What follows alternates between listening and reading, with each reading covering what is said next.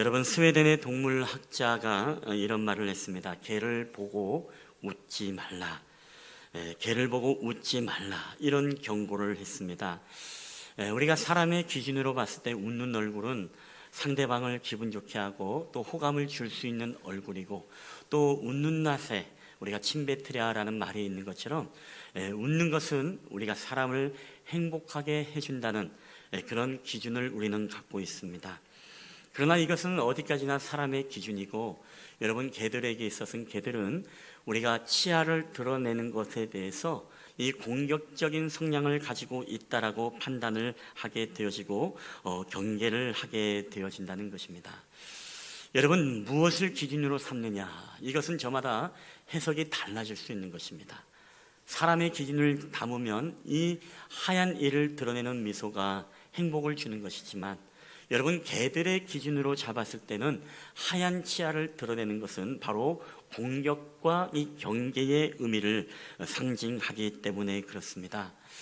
그래서 서로 오해가 일어나기도 합니다. 우리가 인생을 살아갈 때 많은 오해와 때로는 많은 갈등들이 일어나고 문제들이 일어나는데, 여러분, 삶에 이런 많은 문제들이 일어나는 이유는 저마다 각각의 기준을 가지고 있기 때문에 그렇습니다. 여러분, 그렇기 때문에 오늘 우리는요, 이 기준이 무엇인가, 여러분, 굉장히 중요합니다. 우리가 하나님의 말씀을 기준으로 살아가게 되어지면 아무런 문제가 없지만, 문제는 하나님의 말씀이 기준이 되는 것이 아니라 우리의 생각과 우리의 뜻이 기준이 되어지게 되어지면, 여러분, 우리의 삶에는 많은 부작용과 문제들이 발생하는 것을 보게 되어집니다. 그래서 우리가 기준이 되어질 때 우리는 기쁨을 잃어버리고, 우리가 기준이 되어질 때 우리의 삶에 끊임없는 이 고난의 연속의 문제들이 우리를 맞닥뜨릴 때가 있습니다. 여러분, 그래서 우리는 하나님의 말씀, 이 하나님의 말씀이 기준이 되어질 때에 바로 그것은 하나님의 뜻대로 살아가는 것이고, 하나님의 말씀에 순종하는 것이 의미가 되어지고, 그럴 때에 우리의 삶에 여러분 형통함의 은혜가 있게 된다는 것입니다. 여러분, 과연 여러분의 삶의 기준은 무엇입니까? 여러분이 무엇을 결단하고 결정하고 인도함을 받을 때 여러분은 제일 먼저 하나님의 뜻과 하나님의 기준을 여러분 세우고 살아가십니까? 아니면 여러분의 기준을 가지고 여러분은 그것을 가지고 인생을 살아갑니까? 저는 오늘 우리가 읽은 본문에서 그 해답을 우리가 찾을 수가 있습니다. 오늘 본문에 보면 여러분, 은혜로운 말씀의 부흥성회가 이 에발산이라는 곳에서 지금 부흥성회를 하고 있습니다. 여기서 부흥 강사가 누구냐면 바로 여호수아입니다. 여호수아가 부흥 강사가 되어서 하나님의 말씀을 낭독하게 되어지는데, 오늘 우리는 이 말씀 앞에 서야 합니다라는 이 설교의 제목처럼 저희는 오늘 우리가 인생을 살아갈 때 수많은 문제와 부작용을 경험할 때마다 우리는 이 하나님 말씀 앞에 서야 되는 은혜, 그래서 이 말씀을 통해서 저는 오늘 저와 여러분이 하나님의 음성을 듣게 되는 놀라운 축복의 시간이 되기를 주의 이름으로 축원합니다. 여러분, 우리가 말씀 앞에 서야 되는데 이 말씀 앞에 설 때 우리가 언제 서야 되고, 그리고 누가 서야 되며, 또 어떠한 상황 속에서 우리가 서야 되는가, 우리가 세 가지를 한번 좀 보도록 하겠습니다. 첫 번째입니다. 우리가 언제 말씀 앞에 서야 되는가? 여러분, 다 함께 읽어볼까요? 시작. 중요한 일을 마친 후에 말씀 앞에 서야 합니다. 아멘. 오늘 본문의 30절을 여러분 한번 보시겠습니다. 오늘 30절을 보면 그때에라는 시간을 부사로 시작되고 있죠. 우리 다 함께 읽어보겠습니다. 시작. 그때의 여호수아가, 거기까지만 보겠습니다. 그때의 여호수아가, 제가 특별히 빨간색과 이 빨간색 언더라인을 그었는데요. 여러분, 그때, 이게 굉장히 중요합니다. 이때가 언제입니까? 그때에 이 에발산에 올라가서 이 말씀의 제단을 쌓았다고 말씀하고 있는데, 여러분, 그때가 언제입니까?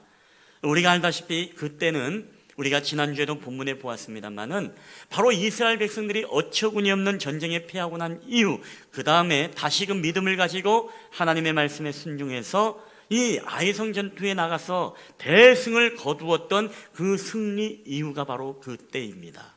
자, 승리를 거둔 이후에 여러분, 많은 사람들은 무엇을 할까요? 여러분에게 좋은 일이 있으면 어떻게 합니까? 좋은 축제의 일이 있고, 만약에 여러분의 남편이 승진의 시험에 합격하고, 여러분의 만약에 주변에 가족들이 정말로 좋은 일이 있다면, 만약에 로또에 당첨이 됐다면 여러분 어떻게 될까요? 야, 가족들을 다 불러다가 여러분 이 무쏘나 아니면은 이 방값소에 가서 여러분 소고기를 사서 먹이면서 축제를 여러분 갖지 않겠습니까? 사람은 누구나 승리하고 좋은 일이 있고 집안에 경사가 일어나고 그리고 모든 문제들이 잘 풀릴 때 우리는 본능적으로 어떻게 하느냐? 바로 축제의 시간을 갖고 축배를 즐기고 여러분 즐기는 것이 바로 인간의 마음일 것입니다. 근데 오늘 본문을 보면요, 아무리 봐도 여러분 그런 장면이 없습니다. 하나님께서 특별히 영적인 전리품을 주고 너희들에게 모든 짐승을 너희들이 다 가져라. 여러분 그 짐승 가운데 한 마리 잡아서 충분히 축제해도 여러분 괜찮지 않겠습니까? 자, 그럼에도 불구하고 오늘 말씀에 보면 이들이 축제를 즐겼다라는 말씀이 나오지 않습니다. 언제요? 이들이 승리했음에도 불구하고. 근데 오히려 승리했음에도 불구하고 오늘 이스라엘 백성들은 오늘 어떻게 하고 있다고요? 오늘 말씀해 보니까 8장 우리 33절 35절 우리 한번 다 함께 한번 읽어보도록 하겠습니다. 시작. 온 이스라엘과 그 장로들과 관리들과 재판장들과 여호 분투인뿐 아니라 이방인까지, 거기까지만 한번 보도록 하겠습니다. 오늘 말씀에 보게 되시면 이 말씀이 아닙니다. 죄송합니다. 오늘 8장 35절까지 읽겠습니다. 35절 시작. 모세가 명령한 것은 여호수아가 이스라엘 온 회중과 여자들과 아이와 그들 중에 동행하는 거류민들 앞에서 낭독하지 하는 말이 하나도 없었더라. 아멘. 제가 지금 말씀을 잘못 설거지가 바뀌어가지고 좀 실수가 있었습니다. 우리 8장 우리 30절 32절까지 한 번만 더 읽어보겠습니다. 시작. 그때에 여호수아가 이스라엘의 하나님 여호와를 위하여 에발산에 한 제단을 쌓았더니 아멘. 거기까지만 보겠습니다. 자, 오늘 이스라엘 백성들이 승리를 하고 난 이후에 여러분 무엇을 하고 있습니까? 축제가 아니라 그 에발산이라는 곳에 온 백성들이 함께 올라가서 여기에서 바로 에발산에 제단을 쌓고 하나님 앞에 예배를 하고 있다는 것입니다. 그리고 더 나아가서 32절에 보면요, 목전에서 그들을 돌에 기록을 하였다라고 말하고 있습니다. 여러분, 에발산이 어떤 산입니까? 우리가 아이성에서 북쪽으로 약 30km 정도 떨어진 곳이 바로 이 에발산입니다. 이 에발산을 보게 되시면 한쪽에는 그리심산이 있고 그리고 한쪽에는 에발산이 있어서 서로 마주보고 있습니다. 그 사이에 골짜기에 우리가 잘 아는 이 세겜이라는 골짜기가 있게 되어지고 우리가 이미지로 보기에는 높지 않은 산인 것 같지만 이 에발산이 해발 약 900m에 이르는 굉장히 높은 산등성이라는 것입니다. 자, 그런데 오늘 이 산을 이스라엘 백성들이 다 함께 올라갔다는 것입니다. 언제요? 바로 아이성의 전투에서 승리를 하고 난 이후에 축제가 아니라 이 승리의 감격의 기쁨을 하나님 앞에 감사하기 위해서 이 산에 올라가 제단을 쌓고 또한 하나님 앞에 여호와의 번제물과 화목제물을 그 위에 드렸다. 31절에 보니까 오늘 하나님 앞에 감사의 예물을 드리면서 우리에게 승리를 주신 하나님 감사합니다. 이 모든 승리를 하나님이 우리에게 주셨기 때문에 오늘 내가 형통하게 되었고 이 은혜의 축제를, 이 은혜의 이 영광을 내가 누리게 되었습니다 라고 고백을 하면서 나가고 있다는 것입니다. 여러분, 오늘 여호수아는요, 승리 이후에 노래를 부르고 짐승 잡아 잔치가 아니라 먼저 말씀의 잔치를 이 자리에서 열면서 온 백성이 바로 말씀에 낭독하며 풍성회를 가지고 있다는 것입니다. 여러분, 오늘 우리도 굉장히 중요합니다. 오늘 우리의 인생에서도요, 우리가 승리를 경험할 때, 하나님에게 놀라운 축복의 은혜를 우리가 받을 때, 때로는 우리가 잘 나갈 때, 모든 일들이 형통하게 되어질 때, 여러분 그때 우리는 과연 무엇을 해야 하는가? 여러분, 저는 오늘 저와 여러분이 그럴 때일수록 더욱더 하나님 앞에 에발산의 예배의 제단을 쌓게 되어지고 더욱더 예배를 가까이 하게 되어지고 더욱더 하나님의 말씀 앞에 서는 은혜가 있게 되기를 여러분 주님의 이름으로 간절히 축원합니다. 우리는 승리 후에 여러분 말씀 앞에 서는 게 굉장히 중요합니다. 우리는 승리 후에 우리가 좋다고 여러분 축제를 벌이는 것이 아니라 그럴 때일수록 더욱더 하나님 앞에 예배의 자리에 말씀의 자리 앞에 서야 된다는 것입니다. 여러분, 목회자들에게 주일은요, 주일 밤은 모든 설교와 사역을 마치고 가장 이제 어떻게 보면 육적인 영적인 이 피로와 육적인 피곤함이 몰려올 때가 사실 이 주일 저녁입니다. 주일 저녁이 되면 아무것도 하기가 싫어져요. 원래 안 했지만 주일날 되면요 더 하기 싫어집니다. 근데 놀라운 것은 그때 어떤 마음이 드냐면요, 야, 오늘도 예배를 잘 마쳤구나, 오늘도 어쨌든 설교를 잘 마쳤구나, 어쨌든 오늘도 모든 사역들이 잘 마쳤구나, 그런 어떤 마음에 어떤 성공했구나라는 그런 안도감이 이 목회자의 마음에 오게 되어집니다. 좀 나쁘게 말하면 오늘도 어떻게든 주일을 그냥 은혜롭게 그냥 보냈구나, 더 심하게 말하면 오늘 주일을 어떻게 잘 넘겼구나, 이런 마음을 가질 수가 있는 게 바로 이 주일 저녁인 것입니다. 근데 그때가 가장 무서울 때이죠. 가장 영적인 긴장이 풀어질 때. 여러분, 저는 성도들도 마찬가지라고 생각합니다. 성도들도 하나님 앞에 주일 예배를 드리고 나름대로 열심을 가지고 봉사하고 헌신하고 모든 것들이 마치고 여러분 가정으로 돌아가게 되어지면 어떻습니까? 모든 영적 긴장이 풀리게 되어지고 그때는 가장 사실 범죄하기 쉬울 때가 저는 은혜 받고 난 이후에 가장 인간이 범죄하기 쉽다라고 저는 이야기를 합니다. 여러분 놀랍지 않습니까? 왜 그럴까요? 그것은 인간의 마음속에 내가 무언가 세웠구나, 내가 무언가 성공했구나, 내가 무언가 완벽하게 오늘 일을 마쳤구나, 이런 영적인 긴장이 풀릴 때 여러분 사단은 여지없이 우리를 틈타고 우리를 넘어뜨린다는 거예요. 여러분, 우리가 위대한 다윗 왕을 아십니까? 다윗 왕이 언제 무너졌습니까? 광야에서 도망을 다닐 때 무너졌습니까? 사울 왕과 압살롬이 그를 죽이려고 쫓아갈 때 그가 무너졌습니까? 여러분, 전쟁이라는 어려운 고난 속에서 이 다윗 왕이 여러분 무너졌습니까? 아닙니다. 오히려 다윗 왕은요, 이 어려운 고난과 자신의 생명이 위협을 당하며 도망자가 되어질 때 오히려 하나님 앞에 예배자로 아름다운 주옥 같은 시편을 만들기도 했고, 더욱더 하나님을 바라보며 찬양하며 믿음의 굳건히 섰던 사람이 바로 다윗 왕이었습니다.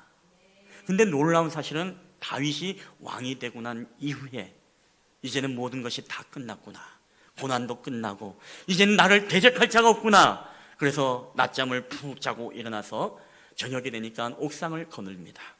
그때 옥상을 거닐 때에 멀리서 목욕하는 밧세바를 보게 되어지죠. 그때 밧세바를 보고 난 이후에 다윗은 마음의 음욕을 풀고 결국에는 이 밧세바를 범함으로 말미암아 다윗 왕의 모든 명성과 그의 삶은 추락의 나래로 그 길을 걷게 되어집니다. 여러분, 오늘 우리는 승리 이유가 굉장히 중요합니다.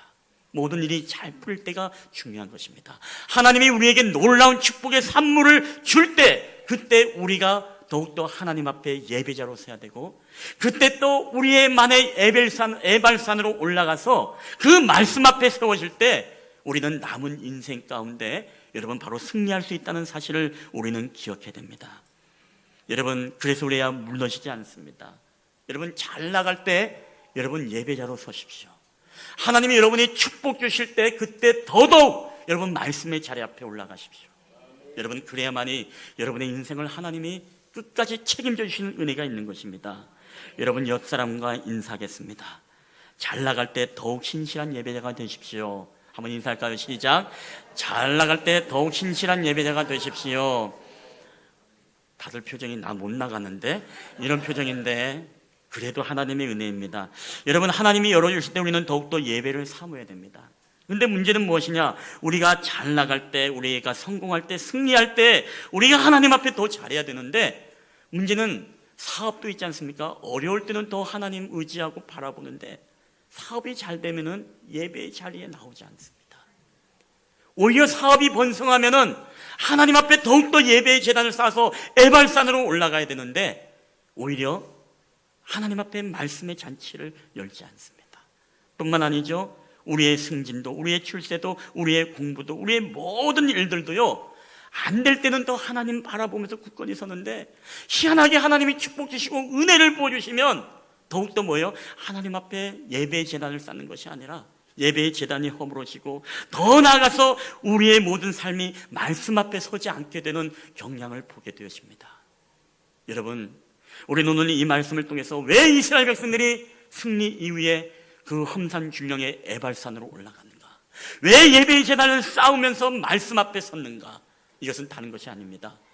우리가 좋은 일이 있을 때, 중요한 일을 마칠 때, 바로 그때가 여러분 더욱더 예배 제단을 쏟고 말씀 앞에 서야 될 때임을 여러분 기억하시고, 날마다 중요한 일을 마칠 때 늘 여러분만의 에발산의 골방의 기도와 에발산의 예배가 있어서 여러분의 믿음이 더욱더 하나님 앞에 굳건히 세워지는 은혜가 있게 되기를 여러분 주님의 이름으로 간절히 축원합니다.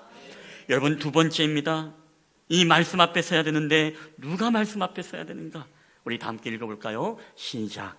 온 세대가 말씀 앞에 서야 합니다. 여러분, 에발산에 올라가서 모세의 율법을 돌에 새기고 율법을 낭독합니다. 근데 이 말씀을 듣는 사람들의 계층을 가만히 보십시오. 누가 말씀 앞에 서는가? 우리 아까 읽었습니다마는 8장 33절 35절 다시 한번 읽도록 하겠습니다. 시작. 온 이스라엘과 그 장로들과 관리들과 재판장들과 본토인뿐 아니라 이방인까지 여호와의 언약궤를 맨 레위 사람 제사장들 앞에서 궤의 좌위에 서되 절반은 그리심산 앞에 절반은 에발산 앞에 섰으니 이는 전에 여호와의 종 모세가 이스라엘 백성에게 축복하라고 명령한 대로 함이라. 모세가 명령한 것은 여호수아가 이스라엘 온 회중과 여자들과 아이와 그들 중에 동행하는 거류민들 앞에서 낭독하지 아니한 말이 하나도 없었더라. 아멘. 여러분, 오늘 말씀의 잔치 속에 누가 있습니까? 재판장, 지도자, 장로들, 그리고 모든 무엇입니까? 이 백성의 리더들로부터 시작해서 여자들과 아이들과 온 회중과 그리고 모든 동행하는 거류민들, 이방인들까지도 오늘 이 말씀의 잔치 앞에 이 하나님의 말씀의 낭독을 듣고 있다는 것입니다. 여러분, 온 세대가 말씀을 듣는 것은 굉장히 중요한 것입니다. 1866년 9월 5일 대동강에 정박했던 제너럴 셔먼호, 우리나라 최초의 하나님의 말씀을 가지고 이 땅에 왔던 선교사였습니다. 그런데 광군이 집힌 불에 의해서 화염에 온 배가 불타게 되어지고 많은 사람이 죽고, 그 안에 있었던 최초의 선교사였던 바로 토마스 선교사님이 이제 가슴에 성경을 안고 대동강의 모래바닥에 끌려 나오게 되어집니다. 거기에서 무릎을 꿇고 머리를 조아려 하나님 앞에 기도를 하고, 그리고 그 가지고 있던 성경을 이제 참수를 당하기 이전에 12살 소년, 이것을 구경하러 왔던 최치량이라는 이 소년에게 이 말씀을 전달하게 되어집니다. 그런데 이 말씀이 이후에 누구에게 전달되느냐? 박영식이라는 평양성 관리에게 이 말씀이 또 전달이 되어지는데, 이 박영식이라는 사람의 집이 바로 이 집입니다. 근데 이 집이 이제 그 당시는 종이가 굉장히 귀하지 않습니까? 근데 바닥바닥한 이 성경의 종이가 여러분 얼마나 질이 좋겠습니까? 뭐 지금하고는 다릅니다만은, 그래서 이 집에 박영식이라는 평양 관리의 집에다가 성경을 다 그냥 도배를 해놨습니다. 아침에 일어나면 말씀이 보이고, 뒤척거리다 보면 말씀이 보이고, 밖에 나갔다 들어오면 말씀이 보이고, 눈만 뜨기만 하면 말씀이 보이고, 엎어져 자다가 눈만 뜨면 장판에도 말씀이 보이고, 가는 곳마다 말씀이 보여. 여러분, 근데 그 말씀을 읽다가 이 박영씨라는 사람이 예수님을 마음속에 영접하고 주님의 길을 가게 되어집니다. 근데 더 놀란 것은 이 사람이 이 집을 팔아가지고서 그 다음에 누군가에 팔게 되는데, 후에 마포 삼열 선교사님, 우리가 마페 선교사님이라고 하죠. 이분이 제일 처음 와서 이 여관방에 가게 되는데 깜짝 놀랍니다. 왜? 벽지가 다 성경으로 도배된 것을 봅니다. 자기는 자기가 최초의 선교사인 줄 알았는데 여기에 와니까 이미 하나님의 말씀이 들어와서 이곳에 있었다라는 것이죠. 더 놀란 것은 이 여관집이 나중에 이제 교회로 바뀌게 되어지는데, 널다리 교회가 되어지고, 이후에 널다리 교회는 이름을 바뀌어서 우리가 잘 아는 이 장대현 교회로 이름이 바뀌게 됩니다. 여러분, 장대현 교회가 어떤 교회인지 아십니까? 우리가 알다시피 길선주 목사님이 있었던 바로 1907년 평양 대부흥의 역사가 시작된 곳이 바로 이곳이었습니다. 어린 나이로부터 온 세대가 하나님 앞에 눈물 콧물을 흘리면서 회개의 역사가 일어남으로써 한국 교회가 오늘날 이때까지 올 수 있을 만큼 놀라운 부흥의 씨앗이 되었던, 불씨가 되었던 시발점이 바로 이 장대현 교회라는 것입니다. 여러분, 결국에는 무슨 얘기입니까?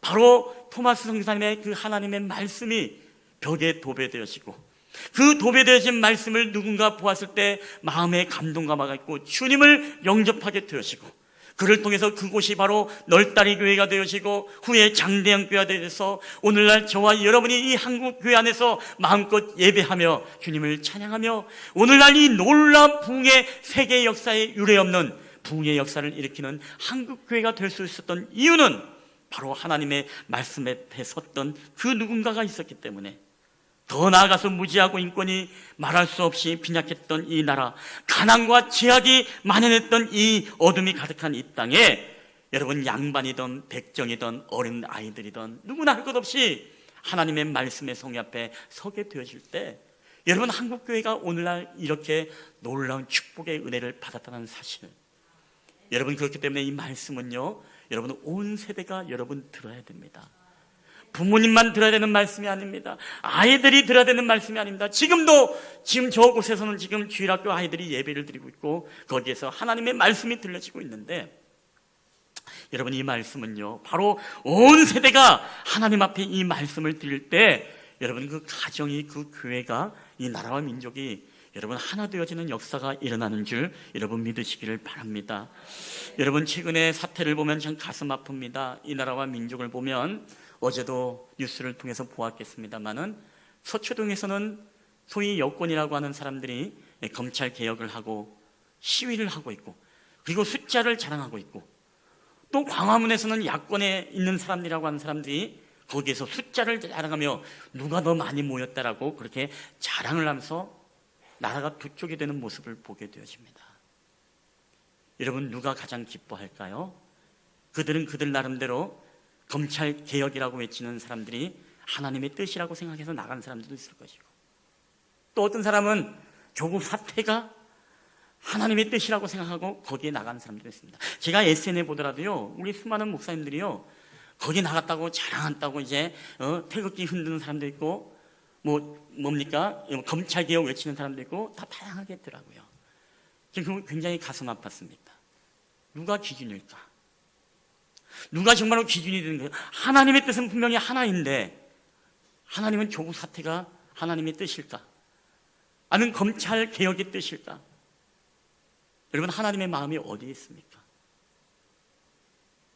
저마다의 정말로 각자의 기준을 가지고 자기들이 하나님을 조종을 합니다. 여러분 저는요 개인적으로 그런 생각을 갖습니다. 이 모습을 보면서 누가 제일 기뻐하느냐? 마귀가 제일 기뻐해요. 마귀는 지금 춤을 추고 있습니다. 괴지나 칭칭나네 하면서 이 정치를 가지고 나라를 분열하고 반쪽으로 만드는 것, 여러분 나라만입니까? 추석이 되면 가족들이 조국 이야기 때문에 부모와 자녀가 싸우고 분열되고 마치 자기들이 옳은 것 마냥, 뿐만 아닙니다. 이 목회자 세계에서도 가끔씩마다 그거 가지고 논쟁을 벌이는데요, 그럴 땐 정말 참 마음이 아파요. 이 마귀가 정말 기뻐하고 이 나라를 반토막으로 가르고 있는 것은 전혀 보지 못한 채. 왜요? 말씀 앞에 서지 못해서 그렇죠. 여러분 우리나라의 희망이 어디에 있습니까? 정치 개혁의 희망이 있습니까? 이 나라가 경제에 우리나라의 소망이 있습니까? 여러분 아닙니다. 이 나라의 소망은요 오직 여러분 하나님의 말씀 앞에 온 세대가 이 말씀을 들을 때에 여러분 이 나라와 민족 안에 여러분 희망이 있음을 믿으시기를 바랍니다. 여러분 복음밖에 없어요. 하나님 말씀밖에 우리에게 희망이 없습니다. 저마다 자기의 경제적인 성향을 가지고서 이것이 옳다, 이것이 옳다, 이것이 하나님이 원하신다. 여러분 우리가 마음대로 우리의 기준을 가지고요 마치 개 앞에서 웃어도 된다 안 된다, 이건 우리의 인간의 정말 옹졸한 여러분 생각에 불과할 뿐입니다. 오늘 우리에게 중요한 것은 하나님이 뭘 원하십니까? 서로 비판하지 않고 한 마음이 되었어. 그렇죠? 가정도 마찬가지입니다. 이것 때문에 싸워서 깨져요. 자기들이 옳다, 부모님은 꼰대라 그러고, 우리 아이들은 우리 집에 공산당이 2명 있다 그러고 3명 있다 그러고, 부모님들도 부모님들끼리 만나면 요새 그러더라고요. 여러분 그렇지 않습니다. 사단이 철저하게 가정을 파괴하는 방법, 우리의 모든 공동체를 파괴하는 방법이요 아주 정치라는 이 우상을 가지고 우리 한민족을 갈기갈기 가정을 찢어놓고 있어요. 여러분 이걸 봐야 됩니다. 이걸 어떻게 볼 수 있어요? 여러분 말씀 앞에 서지 않으면 절대로 이것은 여러분 보일 수 있는 게 여러분 아닌 것입니다. 여러분, 우리의 가정도 마찬가지입니다. 오늘 여러분의 가정에서도 여러분, 이 부흥의 불씨가 떨어져서 부흥하기 위해서 내가 옳고 네가 옳고, 여러분, 이것은 아무런 의미가 없어요. 아무것도 중요하지 않습니다. 간단합니다. 가정이, 온 세대가 하나님의 말씀의 기준 앞에 서고 그 말씀에 순종할 때 여러분, 그 가정이 하나 되는 역사가 나타남을 여러분 믿으시기를 주의 이름으로 축원합니다. 여러분에게 강력하게 권면하는 것은 여러분의 자녀들과 여러분의 부모들과 여러분의 온 가족이 여러분 함께 큐티하고 좀 가정 예배를 드릴 수 있는 시간들을 좀 만들었으면 좋겠습니다. 의도적으로 억지로라도 이번 주간부터라도. 그래서 말씀 앞에 서십시오. 여러분의 기준이 아니라 정말로 하나님의 기준이 무엇이고 그것이 우리를 어떻게 인도하는지 이런 말씀의 인도함을 받으십시오. 그럴 때에 여러분의 가정만이 아니라 이 나라와 민족 안에, 교회 안에 온전한 영적 질서가 여러분 바로잡힘을 믿으시기를 주의 이름으로 축원합니다. 여러분, 마지막입니다. 우리 세 번째, 우리가 말씀 앞에 서는데 어떠한 말씀 앞에 서야 되는가? 다 함께 크게 한번 읽어보겠습니다. 시작. 들어야 할 말씀 앞에 서야 됩니다. 아멘. 여러분, 들어야 될 말씀 앞에 서야 됩니다. 내가 듣고 싶어 하는 말씀 앞에 서는 게 아니라 내가 반드시 들어야 할 말씀 앞에 서야 된다는 것입니다. 때로는 그 말씀이 우리에게 불편해도 우리는 들어야 할 말씀 앞에 서야 됩니다. 한 신학생이 한 여인을 열렬히 사랑했습니다. 이 여인에게 프로포즈를 하고 결혼하기를 이제 마음을 먹고 부모님을 찾아갑니다. 근데 딸의 부모님이 이 가난한 신학생에게 딸을 주고 싶지 않아서 이것을 반대합니다. 무릎을 꿇고 사정사정하고 결국에는 이 부모님이 말하기를, 그러면 내가 자네의 설교를 한번 들어보고 결정을 하겠네 라고 이야기를 하자 이 신학생이 열심히 기도하면서 말씀을 준비했습니다. 그리고 언젠가 예배를 인도하면서 이 부모님과 함께 예배를 드리는데 정말 열정을 다해서 침을 튀기면서 막 설교를 했습니다. 설교가 끝난 이후에 이 부모님이 눈물을 흘리면서 이 신학생의 손을 꼭 잡고 내 딸을 자네에게 주겠네 하고 이야기를 했다 그래요. 근데 이 신학생 나름대로선, 야, 내 설교가 정말 대박이었나 보다. 야, 그래서 어머니가, 아버지가 감동했구나 해서 물어봤다고 합니다. 아버지, 어머니, 제 설교가 그렇게 은혜스럽고 감동이었습니까? 그래서 마음이 변했습니까? 예배 시간 끝날 때 됐나요? 그러자 부모님이 그런 이야기를 하는 것입니다. 아닐세, 오늘 내가 자네의 설교를 들어보니까 자네의 설교는 절대로 목사가 될 설교가 아니네 라고 이야기를 했다는 것입니다. 그래서 목회하더라도 목회가 안 될 것이고 결국에는 일반인으로 돌아올 수밖에 없다라는 그런 묻지 못할 그런 유머의 한 토막의 이야기입니다.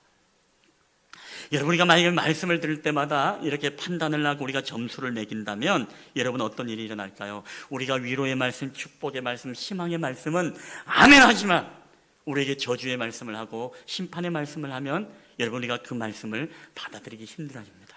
근데 오늘 여러분 본문의 말씀을 보십시오. 사람은요, 자기가 듣고 싶어하는 말만 듣는 본능이 우리 안에 있다는 것 사실 아십니까? 그래서 여러 사람이 모여서 이야기하더라도요, 이럴 때가 있죠. 언제 그런 말 했어? 네. 말이 다 달라. 네. 언제 그런 말 했어? 그게 무슨 뜻인지 아세요? 인간에게는 자기의 관심과 자기가 마음에 드는 말만 듣는 그런 본능이 있습니다. 그러니까 자기의 해석대로 해석이 되는 거죠. 자, 근데 오늘 여러분 이 말씀을 보세요. 오늘 하나님의 말씀은 우리에게 위로만 줄 뿐만 아니라 우리에게 때로는 회개와 결단을 촉구하는 것이 하나님의 말씀입니다. 자, 오늘 이 8장 34절 우리 한번 이 말씀 한번 읽어보겠습니다. 중요한 말씀이니까 정말 크게 한번 읽어주세요. 시작. 그 후에 여호수아가 율법책에 기록된 모든 것대로 축복과 저주하는 율법의 모든 말씀을 낭독하였으니. 아멘. 자, 에발산에서 선포된 말씀은요, 축복의 말씀만 선포된 게 아닙니다. 여러분 잘했습니다. 화이팅 하십시오. 하나님 여러분 복을 주실 것입니다. 이 말씀만 아니라 너희들이 하나님 말씀에 순종하지 아니하면 너희가 저주를 받을 것이다. 너희가 성읍에서나 들에서나 나가나 들어오나 너희가 저주를 받을 것이다. 이 말씀이 동시에 선포됐다는 것입니다. 오늘 여호수아가 이스라엘 백성들에게 축복의 말만 한 것이 아니라 저주의 말씀도 증거했다는 것입니다. 그 내용이 어떤 내용입니까? 먼저 우리가 축복의 말씀 한번 들어볼게요. 우리 신명기 28장 2절에서 6절 말씀, 우리 복의 말씀이니까 한번 크게 읽어봅시다. 시작. 내가 내 하나님 여호와의 말씀을 청종하면 이 모든 복이 내게 임하며 내게 이르리니 성읍에서도 복을 받고 들에서도 복을 받을 것이며 내 몸의 자녀와 내 토지의 소산과 내 짐승의 새끼와 소와 양의 새끼가 복을 받을 것이며 내 광주리와 떡반죽 그릇이 복을 받을 것이며 내가 들어와도 복을 받고 나가도 복을 받을 것이니라. 아멘. 여러분, 이 복을 받는 말씀에 여러분 아멘이십니까? 이 복을 여러분 받기를 원하세요? 아멘. 아멘. 자, 그러면 이 말씀도 여러분 아멘이 나오나 한번 보겠습니다. 이번에는 28장 15절 19절 다 함께 읽어볼까요? 시작.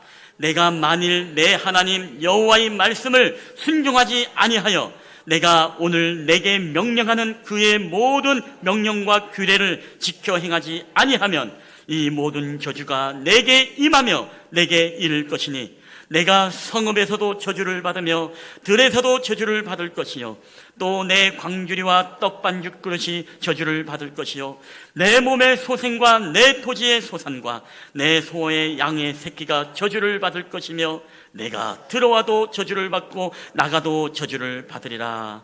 아멘. 여러분, 이 저주의 말씀이 여러분 이 말씀에도 여러분 아멘이십니까?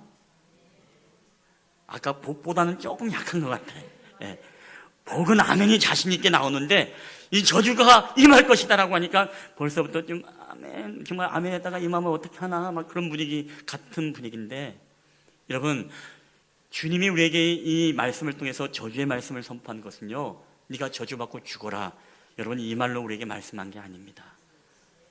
여러분 수영 금지, 수영 절대 금지, 여러분 이것은 무슨 말씀입니까?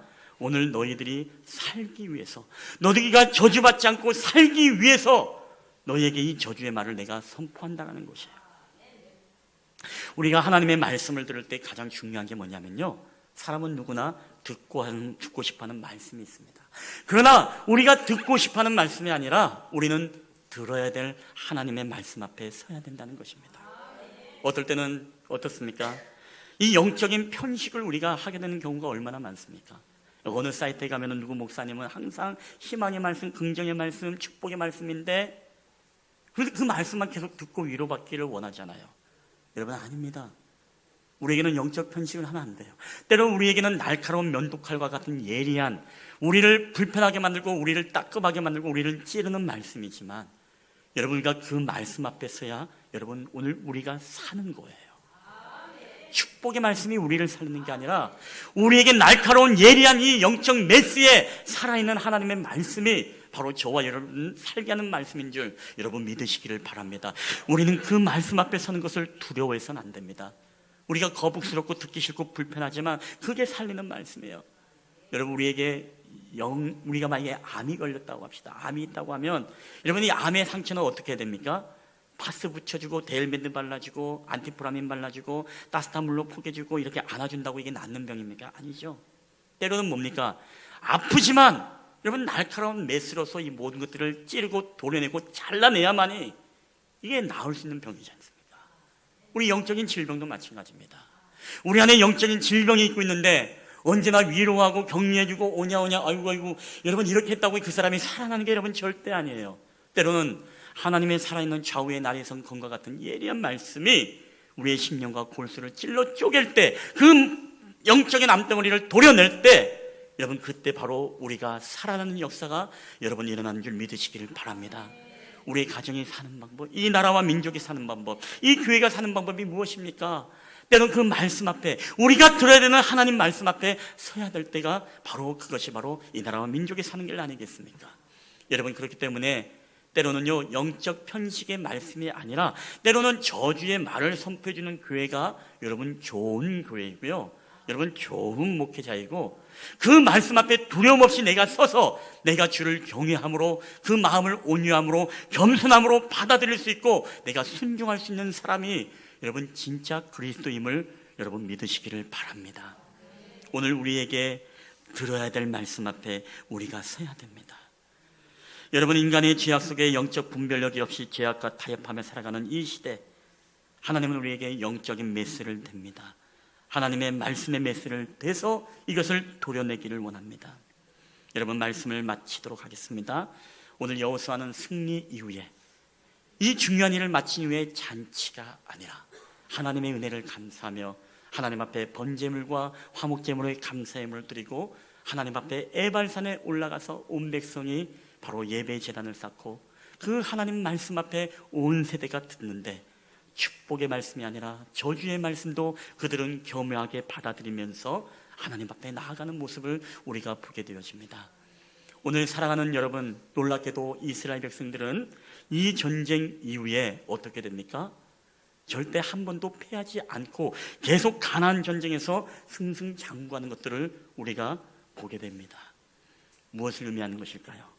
늘 승리 위에 하나님 앞에 섰을 때, 잘 될 때 하나님이 축복 주고 은혜 부어줄 때 그때 더욱더 예배 자리, 말씀의 자리 앞에 서고 어떠한 말씀이든지 간에 축복의 말씀이면 축복의 말씀대로, 저주의 말씀이면 저주의 말씀대로 우리가 아멘하며 늘 예배가 하나님 앞에 영적인 수술대에 올라가 있는 심정의 마음으로 우리의 마음을 주님 앞에 드릴 때, 여러분 그때 하나님이 저와 여러분을 만지시고 우리의 가정을 만지시고 이 나라와 민족을 여러분 살리시는 놀라운 역사를 여러분 나타나게 될 줄 믿습니다. 1907년의 놀라운 영적 부흥의 역사는 그 시대로 끝난 것이 아닙니다.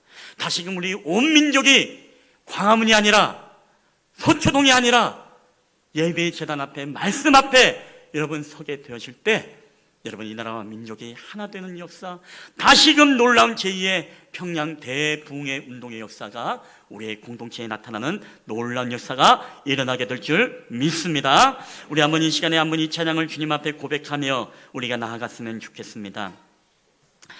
우리가 주의 보좌로 나아갈 때, 우리 아까 이 찬양 불렀었죠.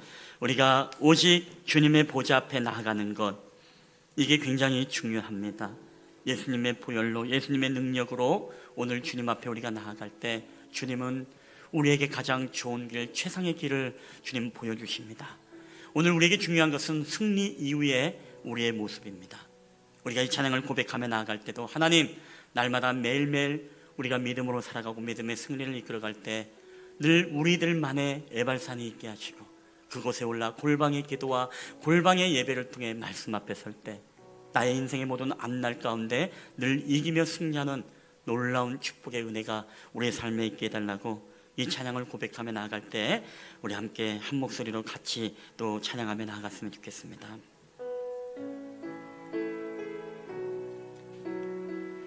우리 주의 보좌로 나아갈 때에 주의 보좌로 나아갈 때에 어떻게 한 우리 그 에발산을 올라가는 심정으로 우리 함께 찬양하겠습니다. 나를 구원한 주의 십자가 그것을 믿으며 가네.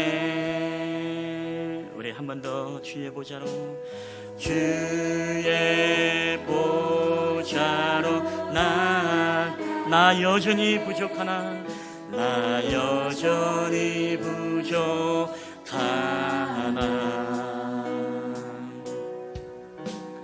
나를 품으신 주의 그 사랑 그것을 믿으며 가네. 우리 자격 없는 내 힘이 아닌 자격 없는 내 힘이 아닌 오직 예수님 오직 예수님의 보혈로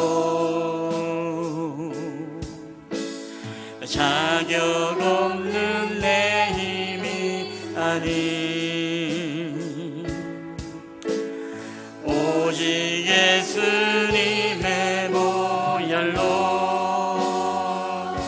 주님, 우리 십자가의 보혈, 십자가의 보혈, 완전하신 사랑 힘입어 나아가 주님의 말씀에 제단 앞에 나아갑니다. 우리 십자가의 보혈, 십자가의 보혈, 완전하신 사랑 힘입어 예배합니다. 우리 자격 없는 내 힘이 아닌 자격 없는 내 아니 오직 예수님의 보혈로 오직 예수님의 보혈로 자격 없는 내 힘이 아니 오직 예수님의 보혈로 오직 주님의 보혈만이 주님의 보좌 앞에 우리를 나가게 합니다. 십자가의 보혈 십자가의 완전하신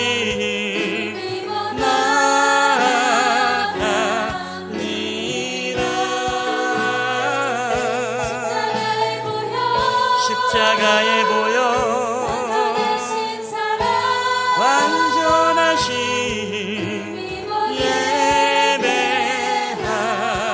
예배하니 우리 십자가의 보혈을 의지하며 주님의 해발산에 올라갑시다. 우리 완전하신 사랑 완전하신 사랑 힘입어 나갑니다.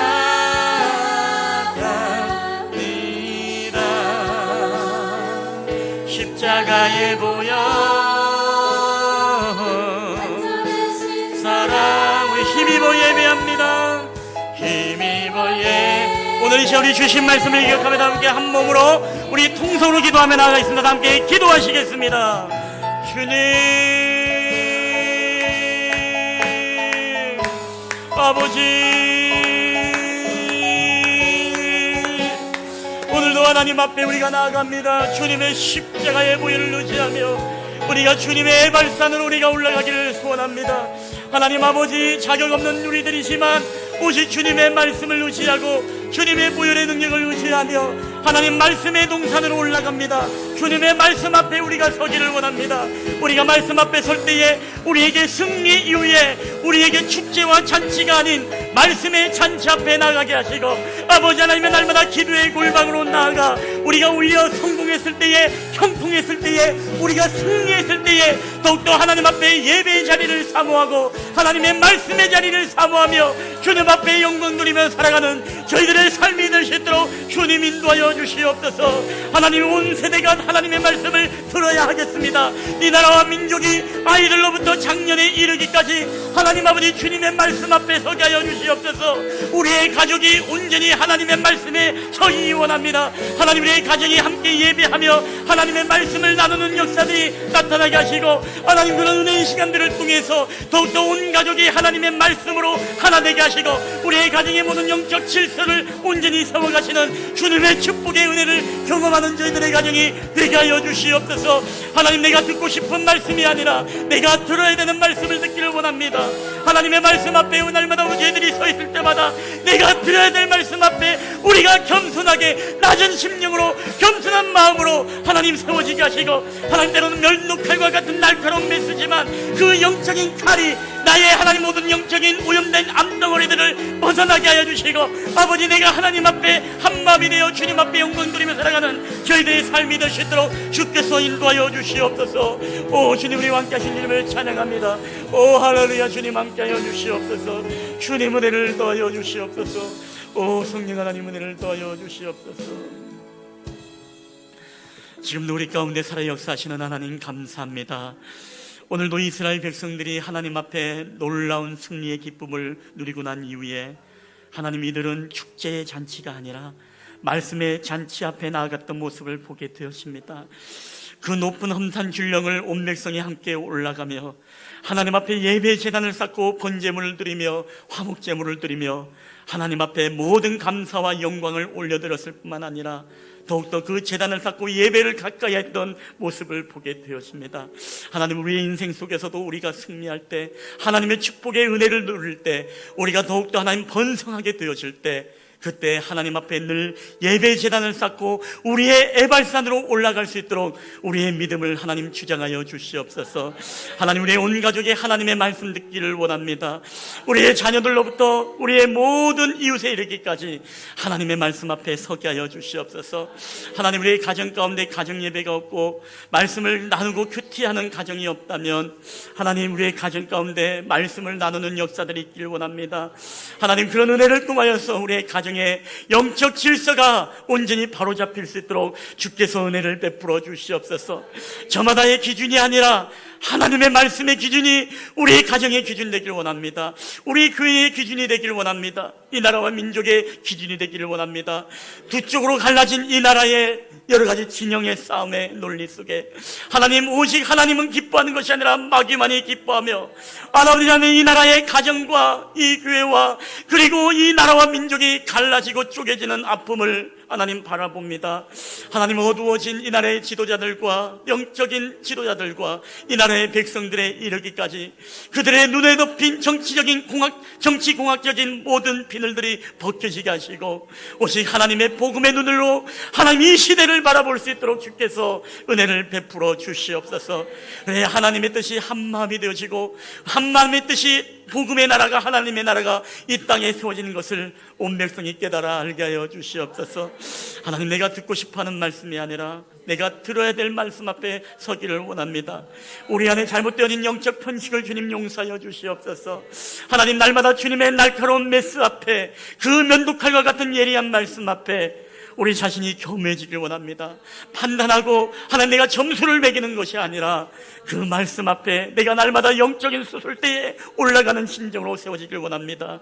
우리의 영적인 암덩어리들을 온전히 잘라내 주시고 하나님 제거해 주시고, 그래야 하나님의 말씀이 살아있고 운동력이 있어 하나님 우리의 모든 하나님 아버지 영혼에게 다시 한번 소생케 되어지고 살아나는 능력의 말씀 앞에 서게 하여 주시옵소서.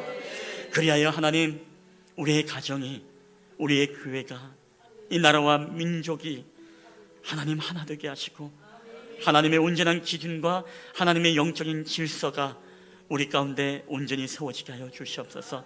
우리 모두가 살아나는 역사가 있게 하시고 다시금 1907년의 놀라운 부흥의 역사가 우리의 모든 공동체마다 임하는 놀라운 축복의 은혜를 허락하여 주시옵소서. 오늘도 우리만의 에발산의 골방으로 올라갑니다. 예배의 제단으로 올라갑니다. 늘 말씀 앞에 서게 하여 주시옵소서. 감사드리며 우리 주 예수님의 이름으로 기도하옵나이다. 아멘.